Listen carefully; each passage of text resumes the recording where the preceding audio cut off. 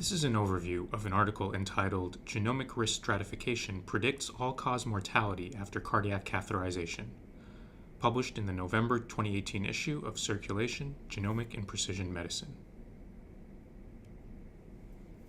Coronary artery disease, or CAD, is influenced by both genetic variation and traditional risk factors. Recent large meta-analyses of genome-wide association studies have identified more than 150 genetic loci associated with CAD, with many more loci showing associations with CAD that don't meet the stringent statistical significance threshold of p less than 5 times 10 to the negative 8th. Polygenic risk scores, or PRS, sum the burden of genetic risk from all of these associated loci across the genome.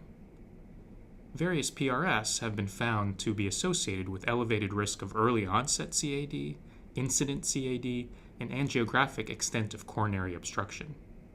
Newer PRS have leveraged up to millions of individual genetic variants to improve predictive power.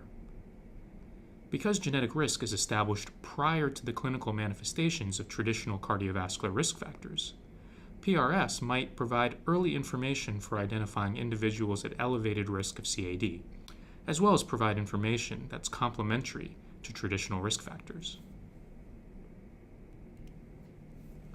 The authors of the paper under discussion hypothesized that stratifying individuals by PRS after coronary artery angiography would identify individuals at increased risk of mortality, even after accounting for traditional risk factors and extent of angiographic CAD.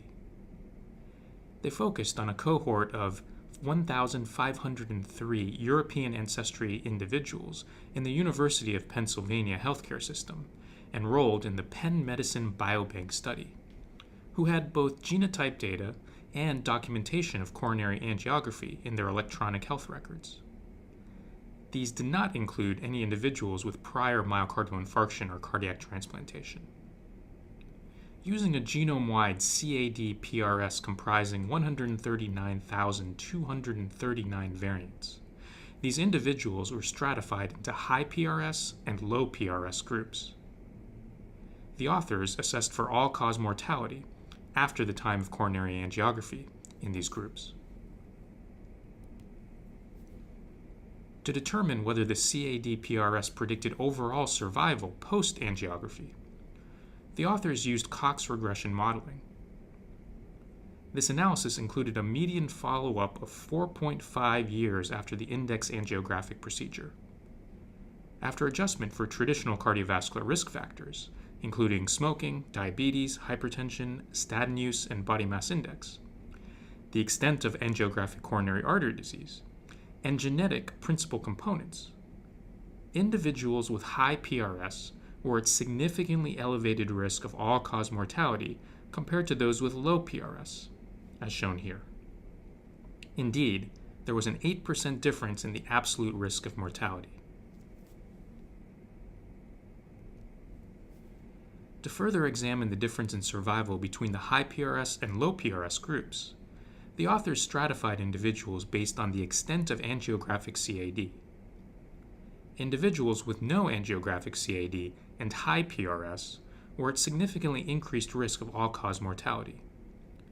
In individuals with non-obstructive or obstructive CAD by angiography, the associated risk of mortality with high PRS was of lesser magnitude and did not reach statistical significance.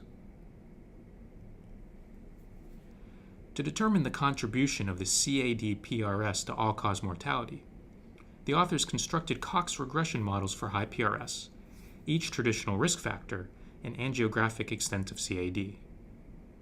They compared these models' predictions of 5-year survival using time-dependent area under the receiver operating curve, or AUC. The model incorporating high PRS had a nominally higher AUC than models incorporating any single other factor, as shown here. The model incorporating conventional risk factors, angiographic CAD, and high PRS best predicted 5-year overall survival, performing significantly better than the current standard of care model that incorporates only conventional risk factors and angiographic extent of CAD, as indicated by the plots in red. In conclusion, individuals with high PRS were at increased risk of all-cause mortality post-angiography, even after adjustment for traditional risk factors and angiographic extent of CAD. Individuals without angiographic CAD but with high PRS remained at significantly elevated risk of mortality, despite ostensibly being free of disease.